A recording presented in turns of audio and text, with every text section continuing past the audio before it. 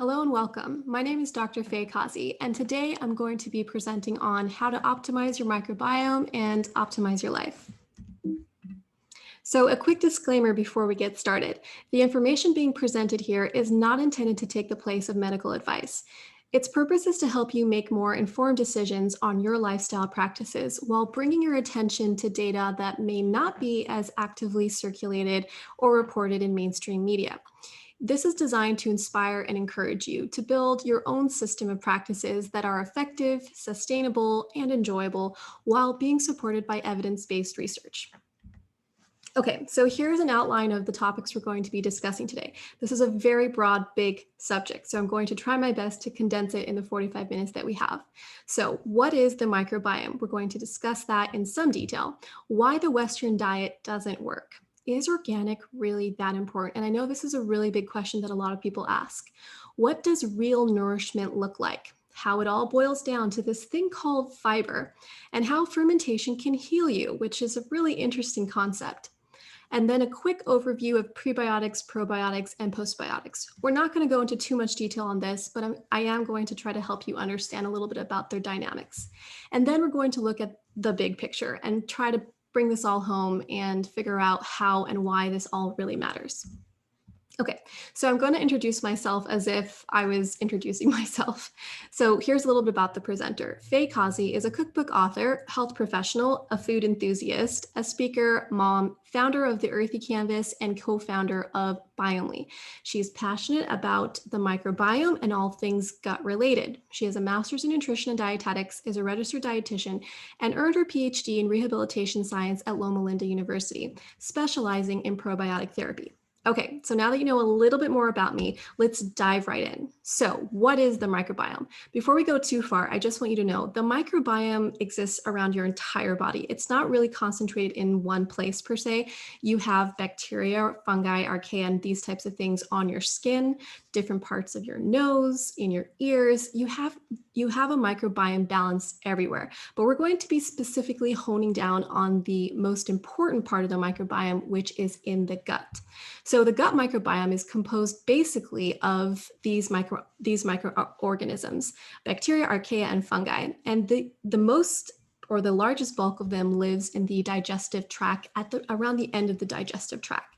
So now that you have a better idea of where this all is, we can dive in a little bit more. So this is a little drawing that I put together just to kind of help you understand a little bit of how this looks like in terms of the physiology. So you've probably heard of the intestinal wall or the villi or these finger-like appendages. They're microscopic, of course. So these finger-like appendages that you see is the intestinal wall or the villi. Right underneath that is the bloodstream. So you can think about your food being absorbed into this intestinal wall, and the nutrients that get absorbed go straight into your bloodstream. And in some cases, if bad bacteria passes into the bloodstream, you can get a pretty bad infection. So that can kind of help you understand how that looks like. Between the intestinal wall and the microbiome is a thin layer of mucus, and this helps to protect your intestinal wall from being directly exposed to bad bacteria, because there are good bacteria and bad bacteria in your gut microbiome. So now that you have a better idea, let's move along. All right, so these are some of the main roles of the microbiome. The main roles are digestion, metabolism, immune function, and brain health. Now, if you zoom out a little bit, this is literally the roles of how to live or how life can even happen. We need to digest our food in order to be able to live, and then we need to be able to metabolize that food and break it down and absorb it in a way that is going to be beneficial to the different functions of our body. And then immunity. Immunity is a huge deal, and you've probably already heard about this, that 70 to 80% of your entire immune defense of your entire body resides in your gut. And then brain health. What your body absorbs at the surface of your gut will influence how you think and how you feel. And just like a little plug, in case you didn't know, 90% of your serotonin or your happy hormone is produced in your gut, not in your brain, in case you didn't know that. So these are really important functions that the microbiome has, and we should never underestimate how valuable how valuable the health of the gut really is.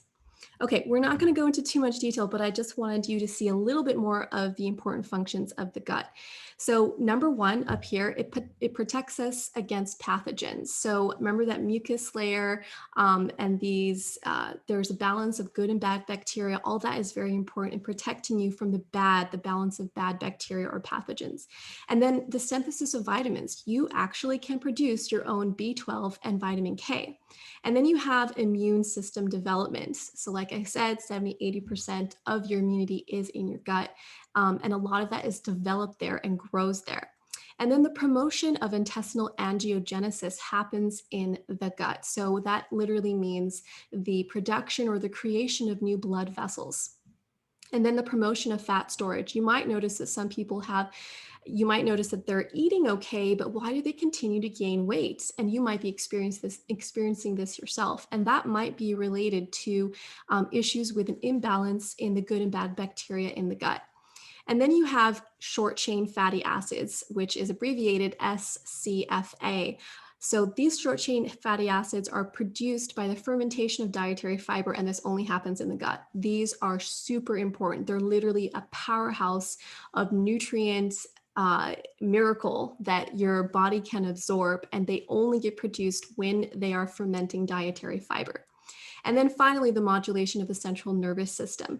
Again, as you know, the most happy hormone is produced in the gut. And then you have mood swings and depression and all of these, what can be termed as psychiatric or psychological disorders can actually be traced down to the gut and the health of the gut. So let's never underestimate the amount of functionality and dependency that the entire system has on the health of the gut.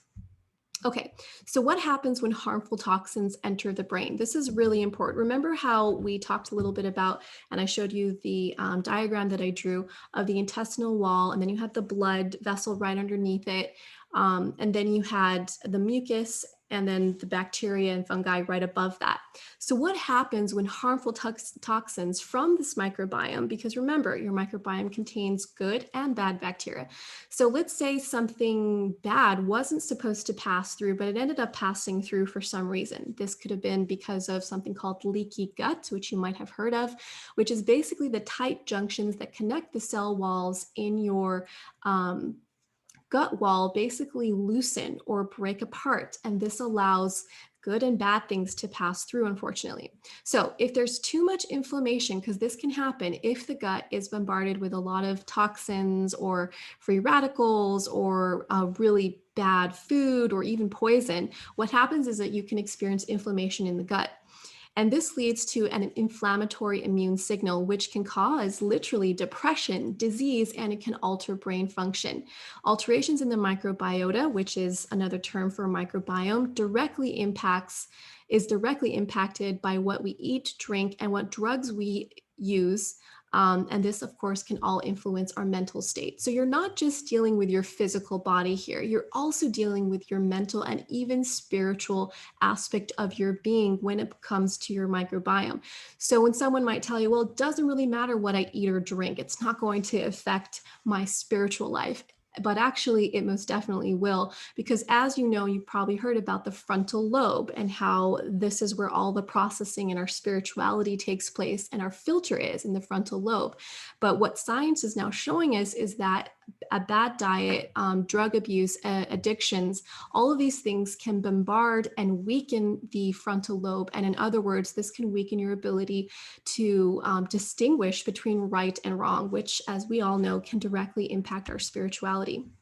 Okay, now let's get into a little bit more details about what isn't working for our microbiome right now, and that is the Western diet.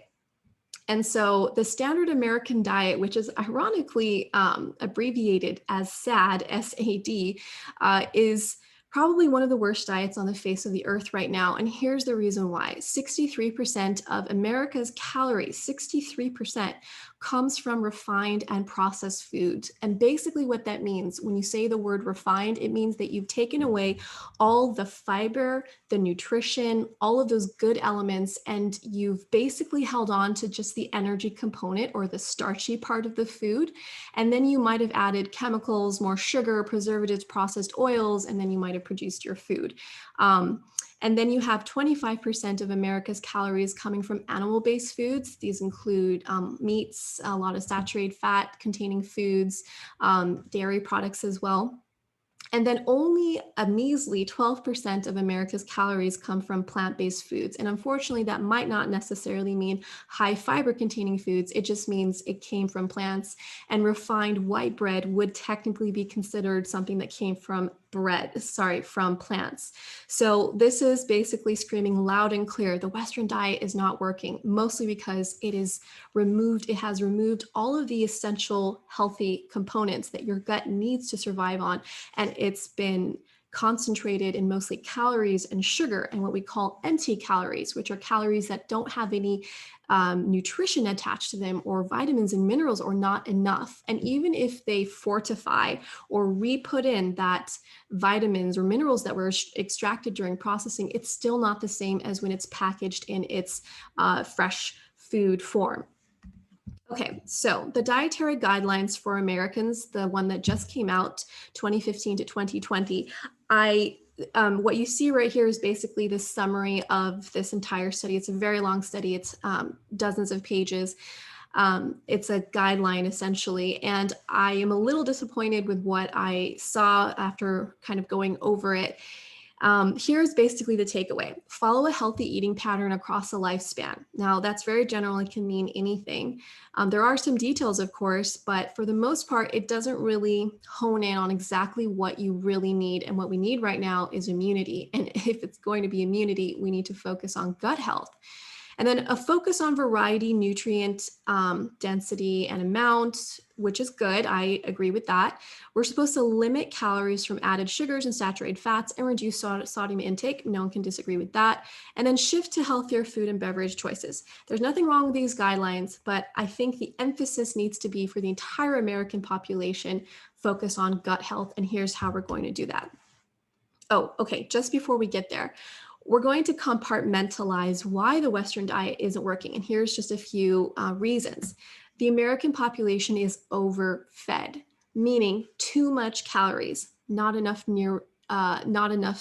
nutrition, and then undernourished. So we're getting a lot of calories, but they're empty and they don't have enough nutrition attached to them. And then unfortunately, we are hyper-medicated. So this combination of being overfed, undernourished, and hyper-medicated is a recipe for disaster in terms of health. And that's why more than 72% of Americans are overweight. 72%, that's overwhelming. And then 60% of Americans 20 and older are under prescription, are on some kind of a prescription drug. And just so that you know, in 2014 alone, 124,000 deaths occurred because of some sort of drug use or some sort of symptoms resulting from drug use. All right, the organic conundrum. Now, I know that for some of you, it may not make sense to purchase food that is organic, mostly because some of you are under the impression that organic is very expensive. But I want to invite you to consider the disadvantage and the miss out that you'll experience by not purchasing organic. And I'm going to help you understand it's really not about being fancy to buy organic food. It's about your health. And here's why. All right, so organic versus conventional. Conventional basically means food that isn't organic, right? The essential difference between organic and conventional farming is that conventional farming relies on chemical intervention to fight pests and weeds and provide plant nutrition. So it's chemicals that help, either speed up the growing process, protect it against animals and weeds and insects, and it also speeds up the growing process. Organic farming, on the other hand, relies on natural principles like biodiversity and composting instead to produce healthy, abundant food. So a major difference, it almost looks very polite in this explanation of the difference between organic and conventional. One uses natural resources to grow, the other one depends on chemicals and other non-natural means to grow. But it can get pretty ugly, and let me show you why. So, but is organic really that much better? I mean, does it really matter if I decide to buy a conventional tomato over an organic tomato? Actually, it does. So here's a review of over a dozen studies, and this is what it showed in terms of the nutrient content differences between organic and non-organic foods. Nutrient levels were on average 31% or more higher in organic foods than in conventional foods. That's a pretty heavy percentage. Organic tomatoes contain 79% and 97% higher levels of quercetin and camphorol, respectively, in a long-term study conducted at the University of California.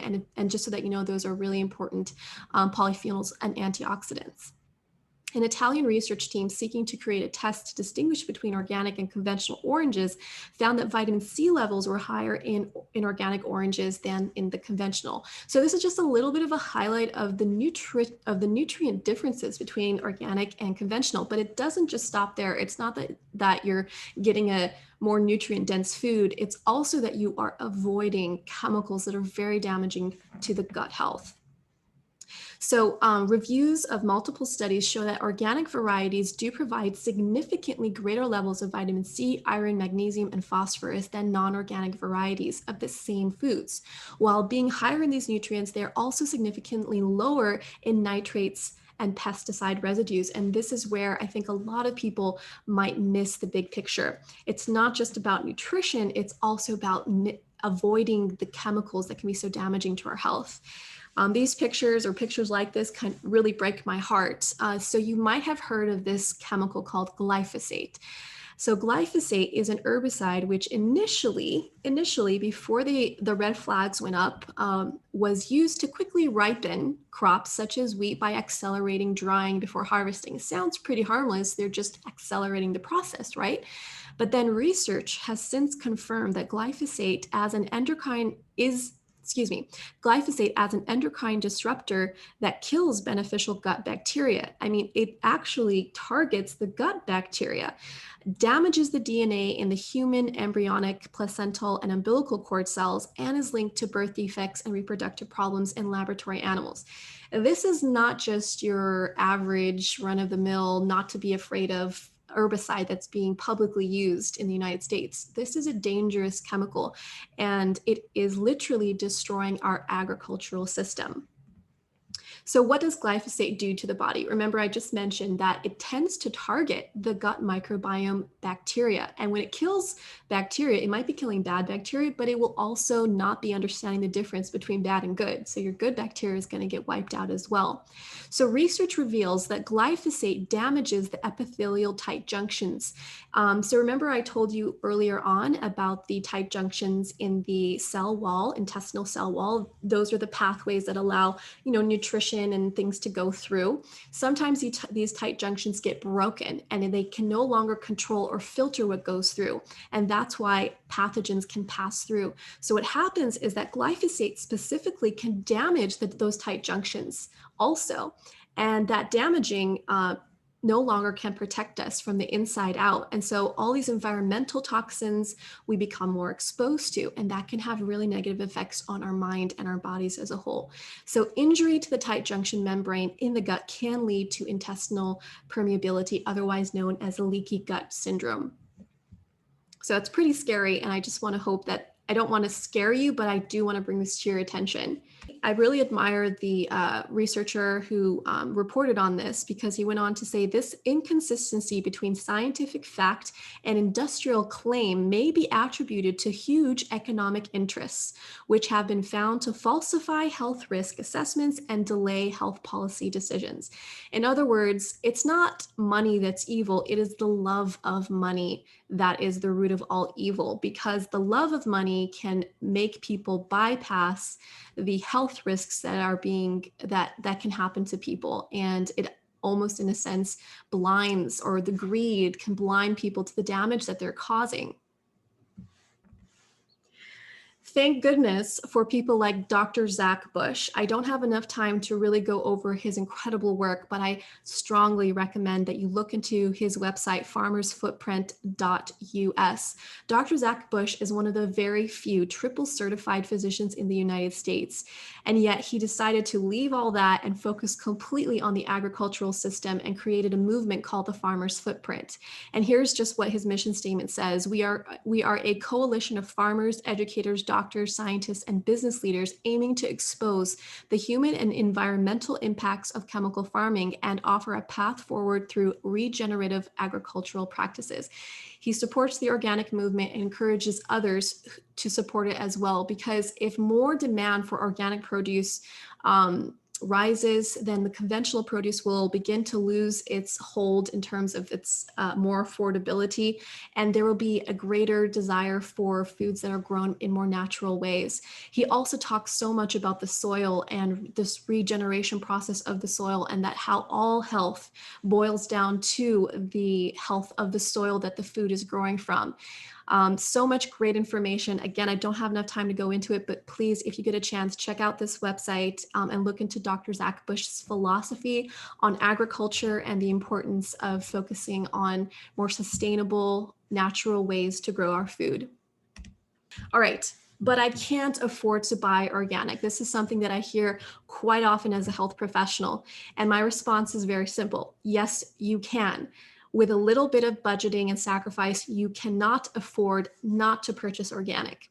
Organic food is, so you might be wondering, well, it's so much more expensive. It doesn't make sense, right? But on average, organic food is only between 10 to 20% more expensive than non-organic food. And you're getting the benefit of more nutrition attached to that organic food, and you are getting less chemicals. Now, I'm not saying that organic foods are completely free of all chemicals, but they are free from the most harmful ones.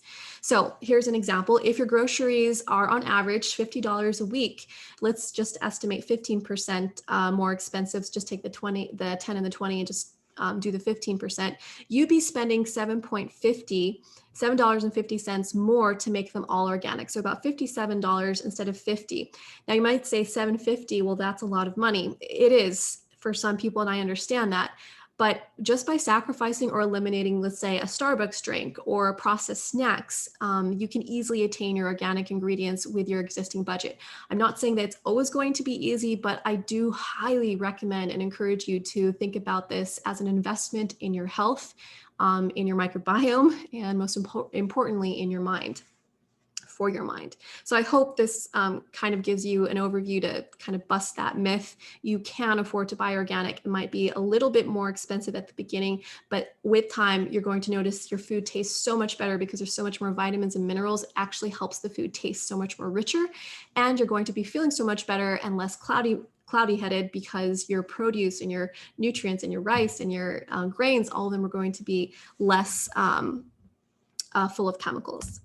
All right, so what can you do about all of this? And these words were actually from Dr. Zach Bush. I liked what he had to say about it. He said, avoid genetically modified foods in general, including processed and packaged foods. So, GMO foods are basically foods that are have been tweaked chemical-wise, genetically, and made to produce in seasons and times and in temperatures they weren't designed to. So avoid those foods altogether. And then, of course, avoid ingredients containing non-organic corn, soybean, and sugar in all their myriad varieties. Organic means non-GMO. So also you might notice some packaging may not say organic, but it will say non-GMO. That's technically okay. So go with that. Animal products pose a multiplied scenario. So what happens, animals feed on the and are fattened on genetically modified corn and soybeans and alfalfa feed. And so they're accumulating tons of this concentrated glyphosate. So it would be so much more better if you do consume dairy to choose the organic dairies. Okay, so what does real nourishment really look like? And I know some of you might be thinking, what are you just eating celery every day? No, there's a variety of incredible foods you can put together that will taste amazing and be very good for you. And I just want to go through that list with you. So here's the variety of beautiful plant-based foods you can focus on that will give you true nourishment in its organic state and form. Fruits, vegetables, legumes, nuts, grains, roots and tubers, mushrooms, herbs and spices, and high quality dairy. I am in huge support of all this. For my previous cookbook, I'm working on my second one right now. I focused a lot on plant-based foods and how you can combine and create these ingredients right here to create incredibly delicious and satisfying meals. And with just these few, let's say, categories, I was able to produce over 100 recipes. So don't underestimate the combination capacity that you can have with these plant-based foods. So I wanted you kind of to see the vibrancy and the beauty of these natural plant-based foods, you know, the antioxidants that give them these incredible colors, and those colors and those pigments have their own functions and their own roles in protecting your body and in giving you sustained energy. We have those blueberries and the spinach and the broccoli and the ginger. Stone fruits and berries are among the most nutrient dense in the fruit community. Not to say that anything's wrong with bananas or apples, but if you want nutrient density and less calories, this is where you're going to find them. And look how beautiful these colors are.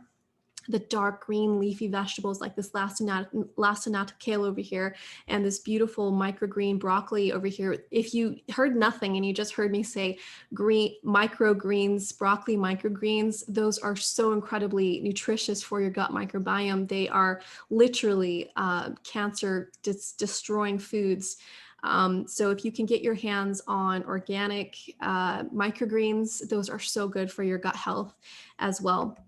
And don't get me started with legumes. Legumes are incredibly and profoundly good for your health. They have soluble fibers. Your gut microbiome loves soluble fibers very much. And so there's so many wonderful things you can make with chickpeas. And I think these are monk beans, and you have kidney beans, lentils. You can make most incredible soups. You can make hummus. You can make bean soups. So legumes are so incredible. So please include those in your diet.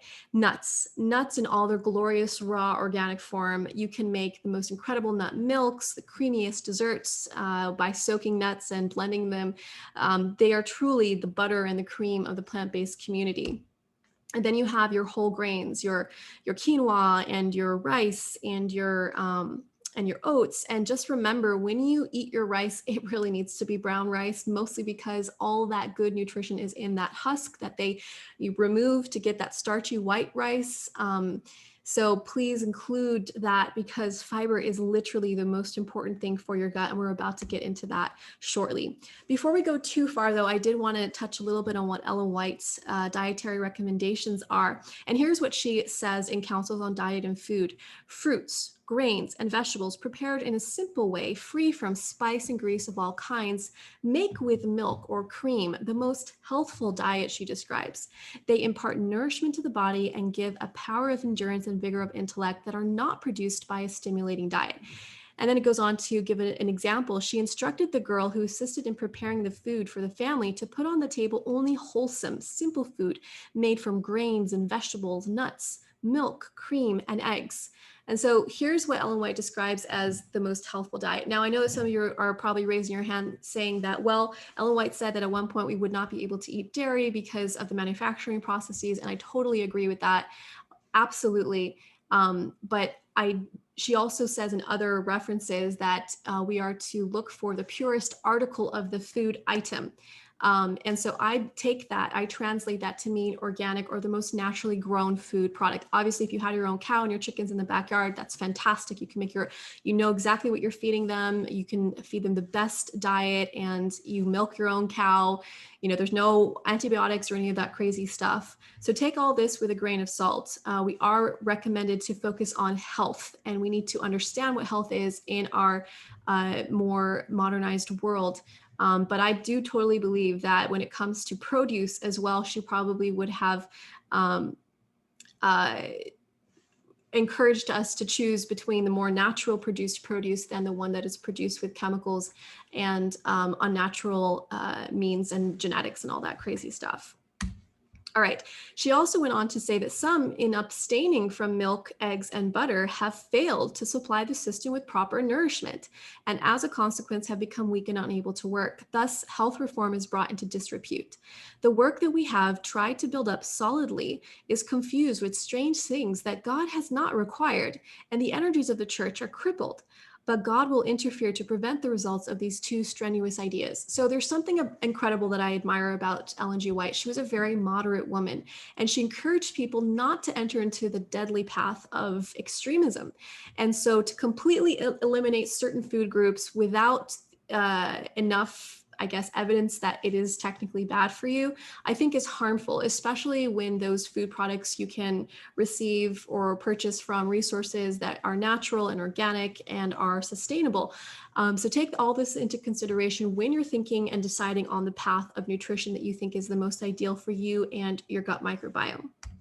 Okay, we don't have enough time to get into the oil fat conundrum, but I just wanted to give you this graph to see. I included this in one of my other presentations where I focused a lot more on fat and nutrition and all of these things, but please just keep this in mind. The worst possible, if you choose to include oils or fat in your diet, please keep this, screenshot this, keep this graph or this table in mind. The worst possible oil that you should never eat is hydrogenated tub oils, or those oils that come in the tub, not the animal stuff, the plant ones. They are toxic to your health, extremely inflammatory.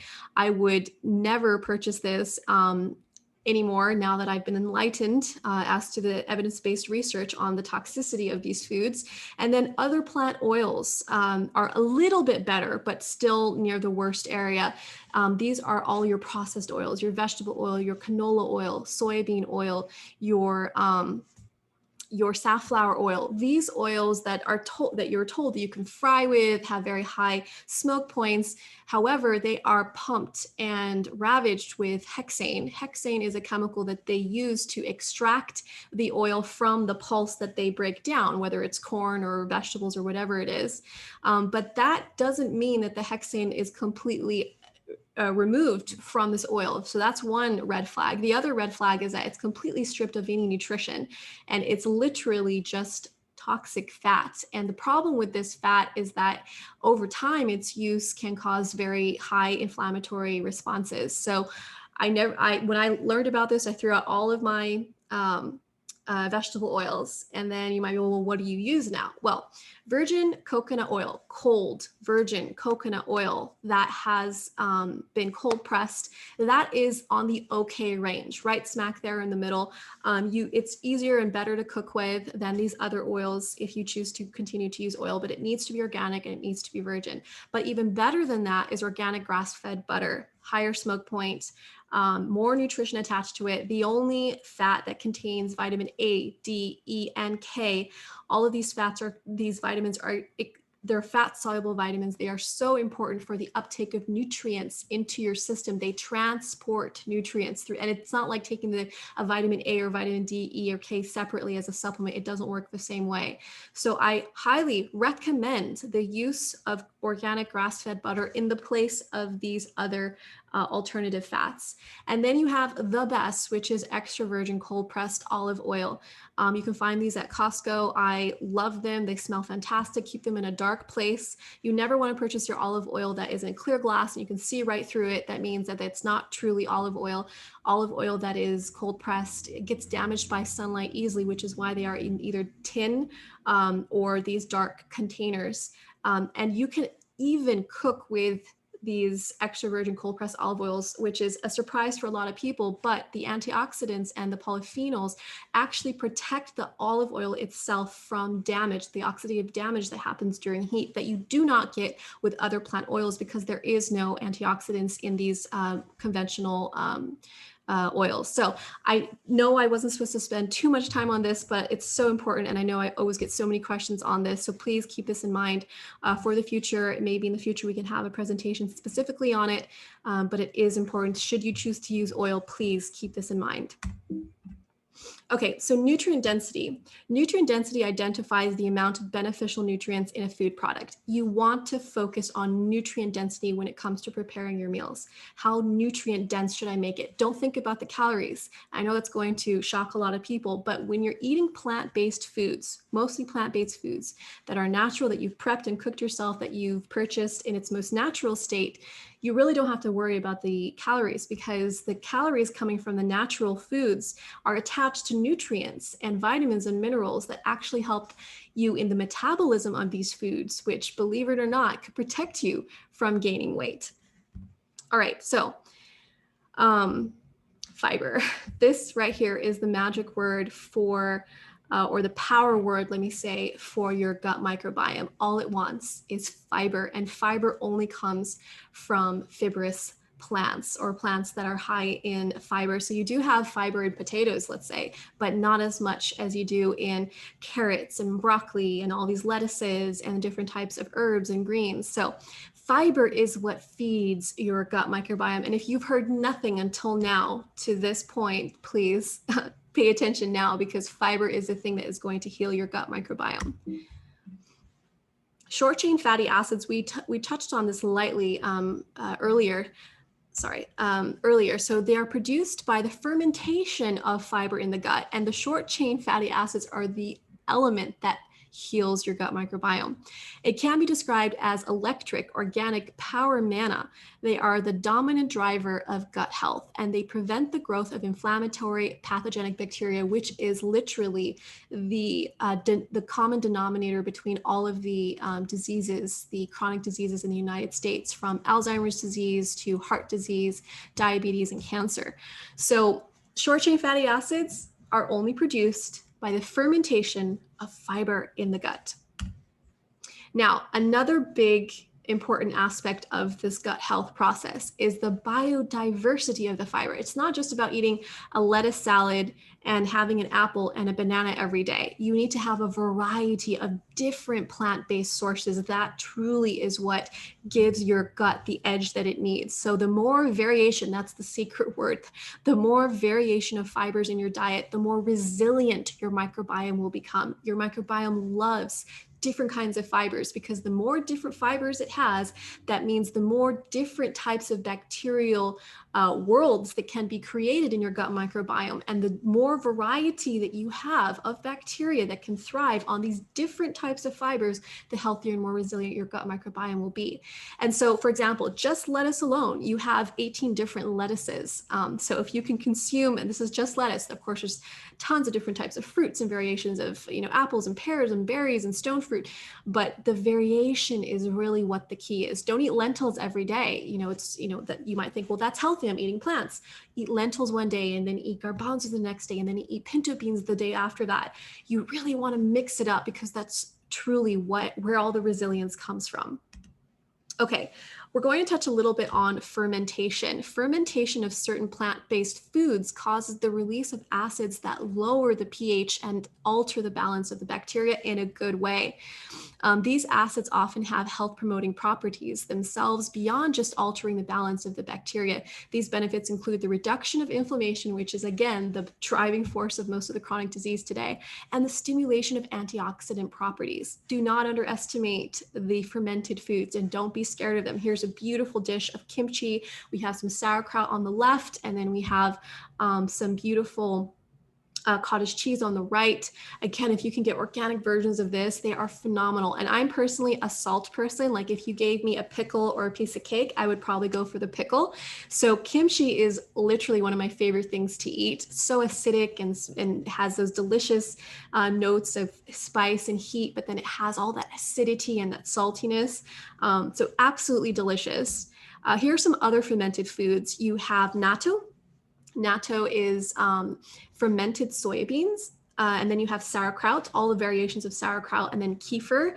You can have regular yogurt kefir. You can have soy kefir, coconut kefir. There's many variations of kefir that you can get, and you can make your own. That's 10 times better. And the cool thing about natto is that they are literally like taking all of the medications you would need if you had heart disease in one.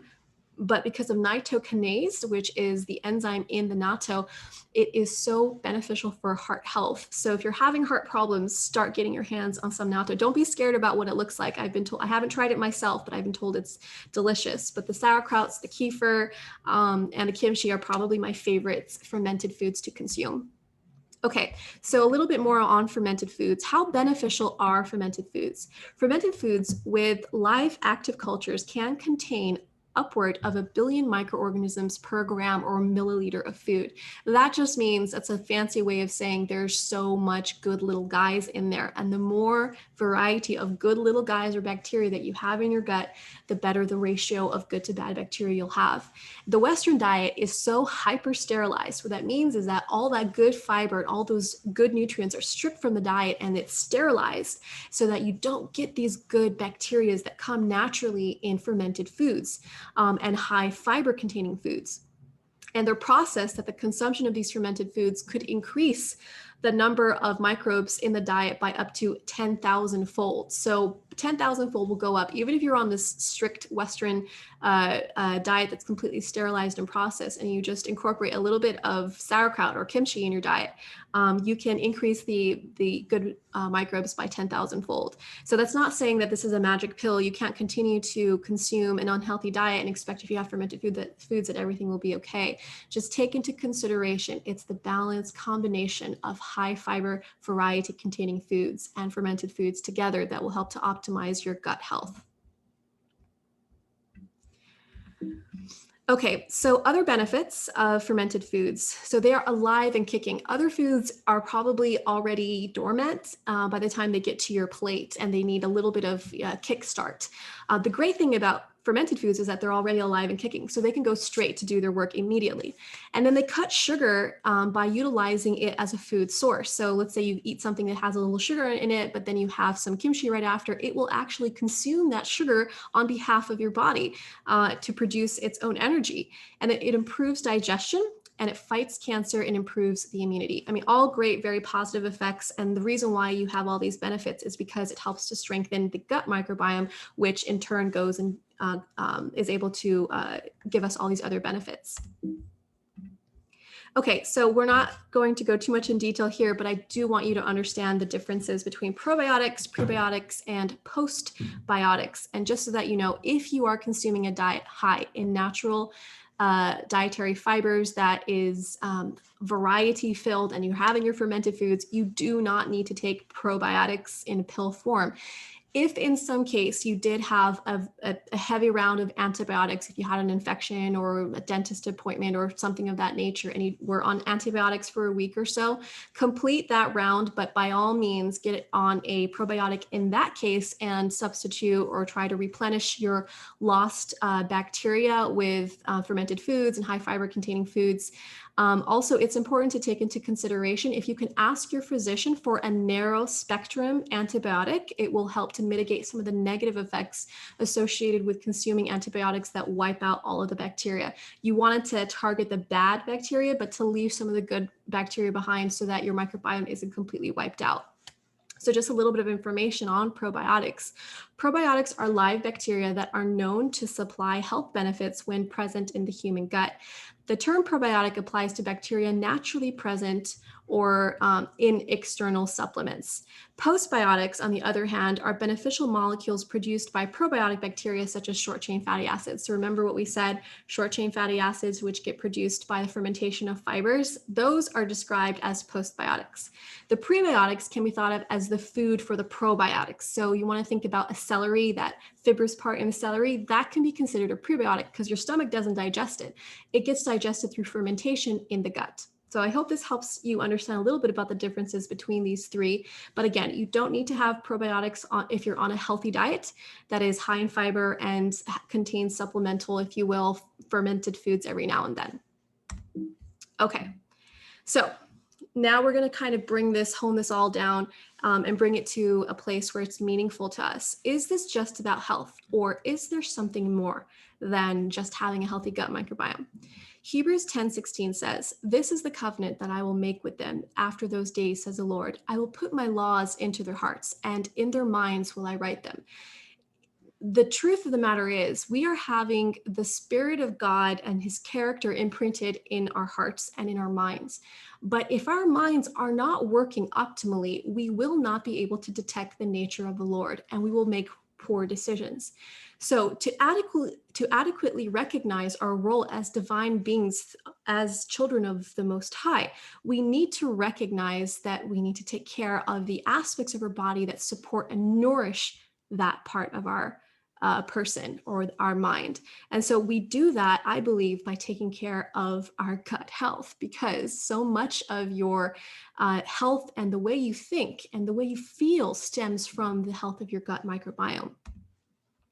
And God's hope for you is this: beloved, I wish above all things that you may prosper and be in health, even as your soul prospers. We know that the Lord wants for us to be in a state of health, and He's given us the tools and the resources. And there's a Bible verse that says, my people have perished because of lack of knowledge. So that's why it's so important to educate ourselves and to find the truth, so that we are not, there's so many great people that I've come across and met and say, we never knew that these things were affecting our minds and our bodies in such a terrible way. And the problem is they were still suffering the consequences, though. So the lack of knowledge, unfortunately, can cause a lot of damage. That's why it's so important. Educate. Do your own research. There's an abundance of information out there literally at the tip of your fingertips, scientific studies and clinical trials. And so we have the truth there. We just have to look for it. And so Ellen White's message is really important. The real purpose of the health message, and this is what she says: let it ever be kept before the mind that the great object of hygienic reform is to secure the highest possible development of mind, soul, and body. So we see this mind-body interaction explanation coming from Ellen White, and the scientific evidence is showing us profoundly that there is this very intimate connection between the mind and the body, and how they're constantly communicating through biological and chemical processes. And a lot of this communication starts, begins, and ends with the gut. All the laws of nature, which are the laws of God, are designed for our good. Obedience to them will promote our happiness in this life and will aid us in a preparation for the life to come. You know how it is that when you've been drugged after you've gone to the dentist, you can't think straight. That's why there are these viral videos online of people acting really funny and goofy and almost being unreasonable when they're under this effect of a drug. And the problem is, this unreasonableness can be traced to certain dietary lifestyle practices that we conduct that we think is perfectly fine. These things can dumb down and decrease our rationale and our wisdom. And these things can affect the preparation of the life to come. So yes, it's very important, and it's very intimately connected. A personal responsibility. There is a work for us to do. She goes on to say in Christian Temperance and Bible Hygiene, there is a work for us to do, stern, earnest work. All our habits, our tastes, and our inclinations must be educated in harmony with the laws of life and health. By this means, we may secure the very best physical conditions and have mental clearness, we see this here again, to discern between the evil and the good.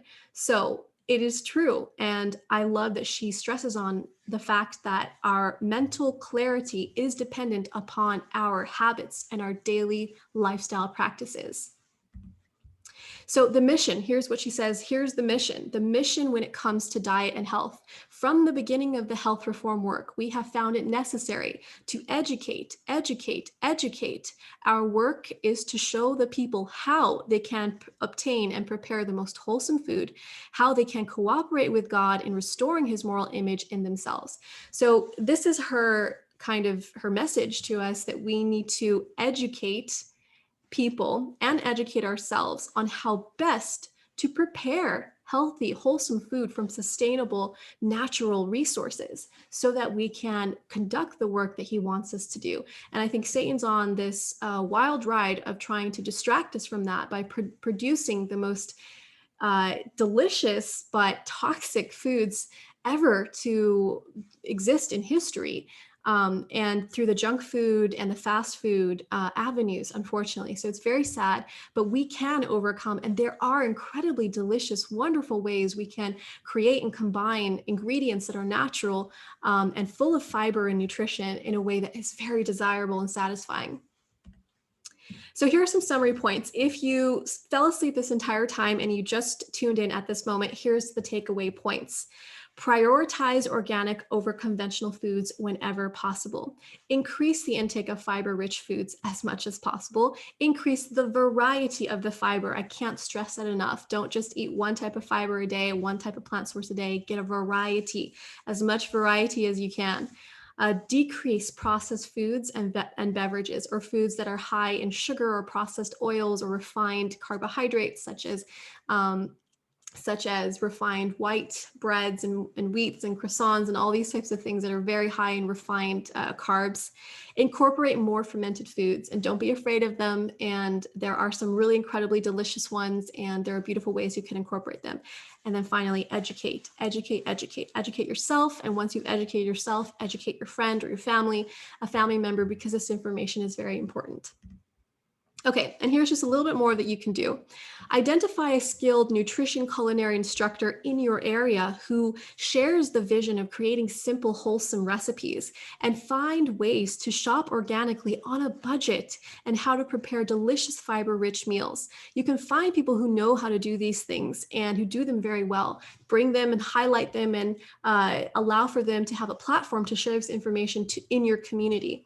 And consider conducting a series at your church quarterly, because consistency builds habit. So this is something that you can start working on in your own health ministry for your church. I know that you guys have wonderful boards who sit together and discuss these important topics of how to improve the overall health of your congregation so that your congregation can do the most important work, which is that spiritual work. And so you can sit together, huddle, and figure out wonderful ways to bring in health professionals and, let's say, culinary artists, and combine and share your ideas with them and see if they can create presentations and classes to help inspire and promote health in your congregation.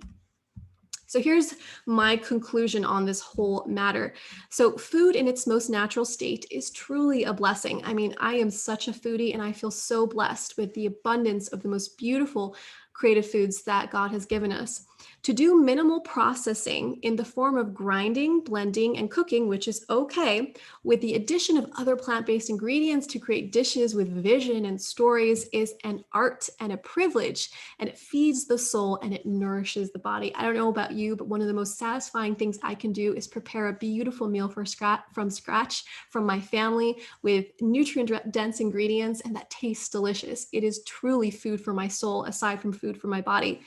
And then to strip natural food of its nutritional value, add to it synthetically created ingredients with non-nutritive roles such as shelf life, stability, and coloring, creates an imbalance, nutrient deficiency, and can lead to chronic disease. So here are the differences that we're seeing. One end, it's processed, easy, and it comes in a package. The other one takes a little bit more time, effort, and love, but the other one is so much more valuable for your health and the health of your family.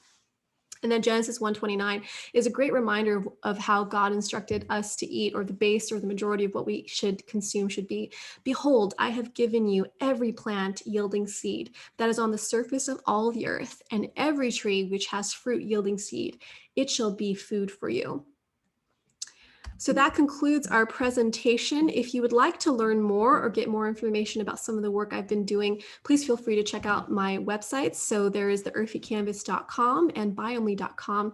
And if you're on Instagram, please feel free to connect. So you have the two handles. I have two accounts on there. The Earthy Canvas is kind of my food blog / kind of the things that I'm doing with nutrition. And the other one is my Dr. Faye Kazzi account, or the Dr. Faye Kazzi account, which I share a little bit more of the sciencey stuff. So I hope you have enjoyed this presentation. I know that I really enjoyed sharing it with you. If you have questions or comments, you can go ahead and hop on to the contact section of my website, theearthycanvas.com, and you can go ahead and email that to me. So until then, I hope that you're very blessed and that this presentation has helped shed light on the important topic of your gut microbiome. There's still so much more information that could have been shared, but we are limited for time, and I wanted to keep this within an hour. So with that, I wish you all many blessings, and I hope to connect with you guys again soon in the future. Thank you.